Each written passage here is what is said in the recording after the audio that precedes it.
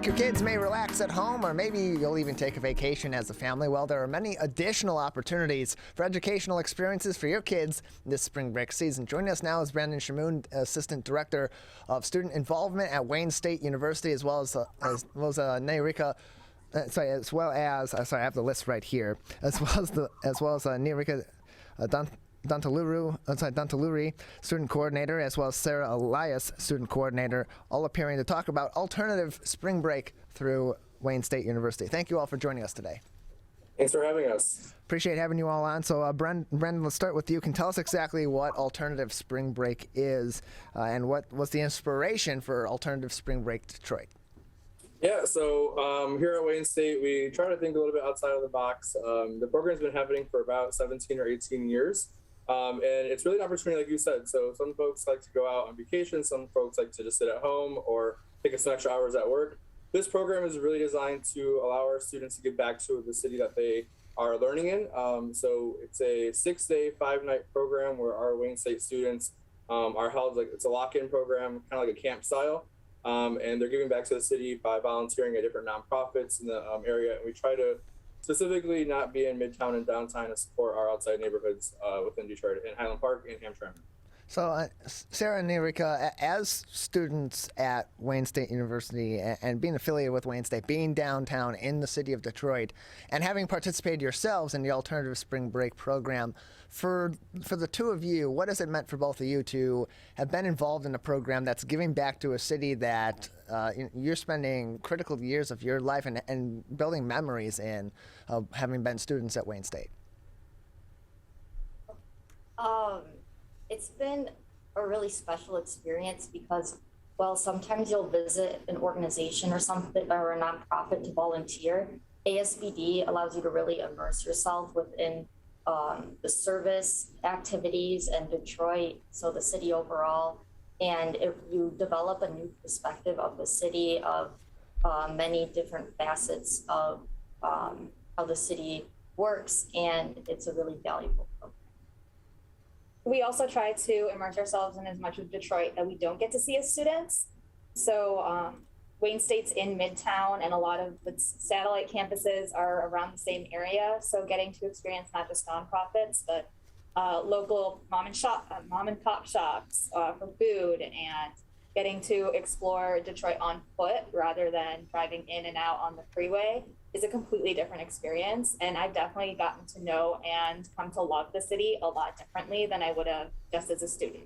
We're joined by Brandon Shamoun, Assistant Director of Student Involvement at Wayne State University, as well as Niharika Dantuluri and Sara Ellias, Student Coordinators at Alternative Spring Break Detroit. So Brandon, for those that may be interested in a program like this, who is it available to, and why should both students themselves as well as their parents be interested in getting their kids involved?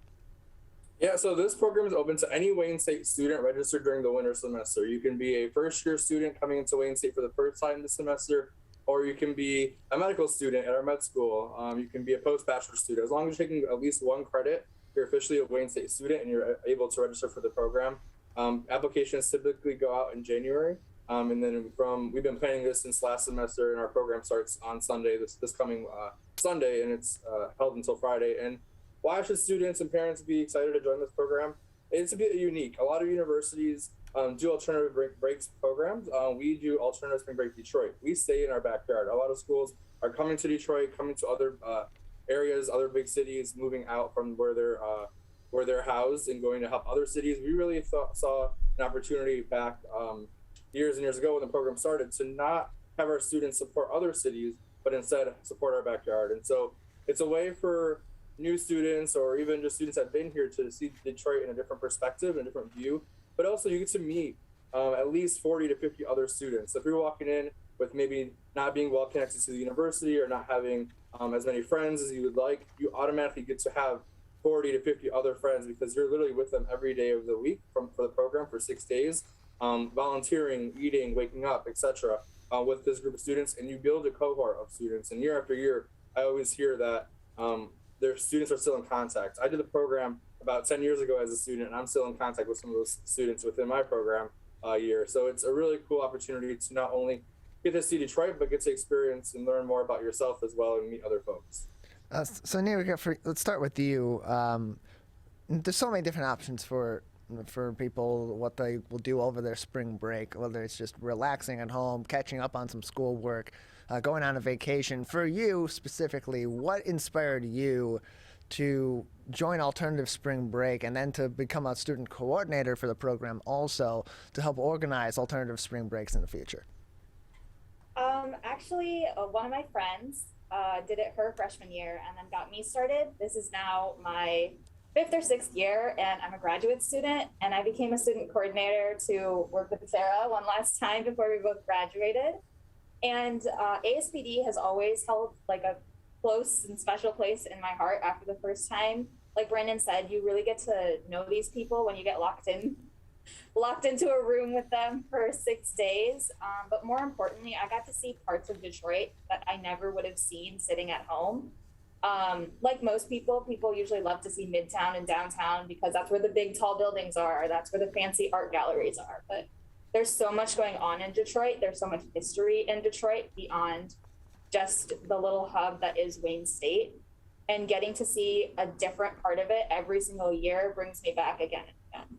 And so, Sarah, Niharika brings up an interesting point there, that you do gain those different perspectives. You do see different parts of Detroit that if you don't live in the city or haven't lived in the city for very long, or you're just visiting the city, you often don't get those perspectives. For you, what have been some of those perspectives or those different sides of the city of Detroit that make Detroit such a compelling city that you've experienced through your Alternative Spring Break experience? Sure. So first, Detroit is so big. It's an extremely large city. So while many of us are very concentrated just on campus and even Midtown and downtown, there is so much more beyond that. So ASPD gives students the opportunity to explore different parts of this city that they really know nothing about. And you interact with these nonprofits. Some of them are run by families, so you interact one-on-one with them.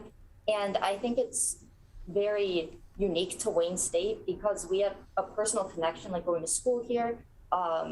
So it's not like we're just visiting a random city, and we really develop these connections and relationships. And it doesn't just stop at ASPD. It usually continues, and that's what's so amazing about the program is it's a really great place to start initiatives and relationships.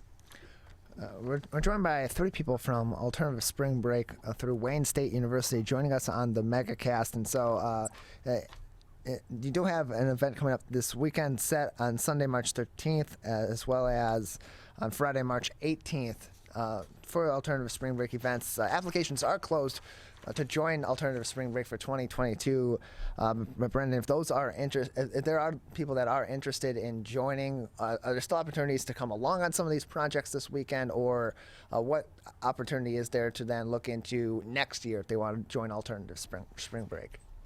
Yeah, so the Dean of Students office here at Wayne State oversees the program, and I, as you said, I work here in the program, or here working in the office. And so applications typically open around January for any new students that are interested to be a participant, and typically they find out by February. The program happens every March during spring break. So we are currently limited just to that time frame because we do the program during the second semester and the winter semester. So anybody that is interested can please feel free to send me an email or visit our office, or just wait till applications come out. And like I said, you have to be a Wayne State student to be eligible for the program. But we're always looking for local nonprofits and community organizations to help partner with our program.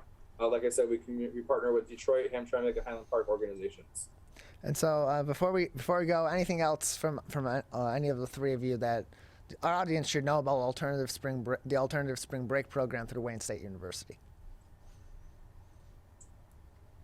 No, I think it's been a really awesome time to be here chatting with you all. I just wanted to mention that last year we did the program virtually because of COVID, and we're really excited to try and give back to our city this year. We really try to make a footprint with all of our students here, giving the volunteers hours and whatnot during the time. So we're really excited to be back in person to get the ball rolling to create impact in our community. We thank the 3 of you for joining us on the MegaCast to tell us more about Alternative Spring Break through Wayne State University. Thank you very much. Thank you.